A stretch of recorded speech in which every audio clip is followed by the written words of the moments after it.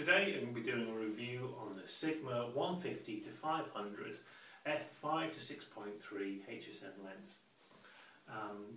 Great all-round lens, super telephoto lens for wildlife and nature.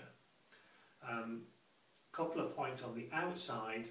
One is the tripod mount. As you can see, it has got two marks on there. One is for portrait and one is for landscape. Now, and there is a further letter mark which is for removal, and you can move this around the actual where it says remove and it'll just slip off. If you have it nice and loose, you'll just see that comes off there, no problem at all. The next part is the lens cap, with, as you can see here, is actually in the stowed position. Now, whilst it's in that position, you'll find that you can't get to the actual zoom mechanism easily unless you've got very small hands. You do have to actually either take it off or have it mounted on the front.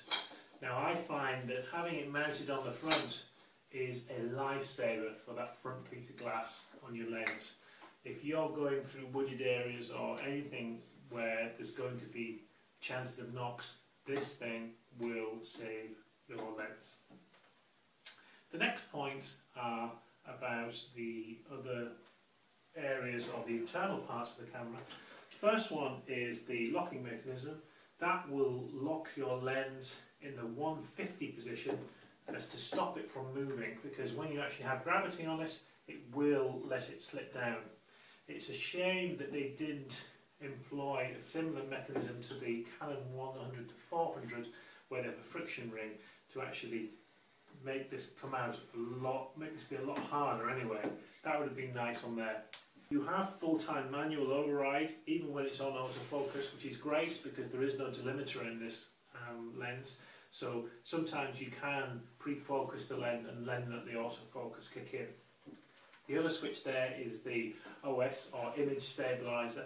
It has two flavours. One is for vertical and horizontal image stabilization, and two is just for vertical.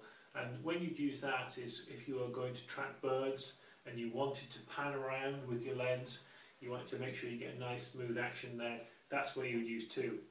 A good point to know with this lens is when it's on a tripod, make sure you turn the image stabilizer off, because you will notice a difference in your pictures. Apart from that, it's a pretty much straightforward all-round lens. It's not going to give you the focus, the quick focus, or the fast image stabilizer like the Canon lenses, but certainly for someone like myself, a hobbyist, or the semi-professionals out there, this will be a great lens.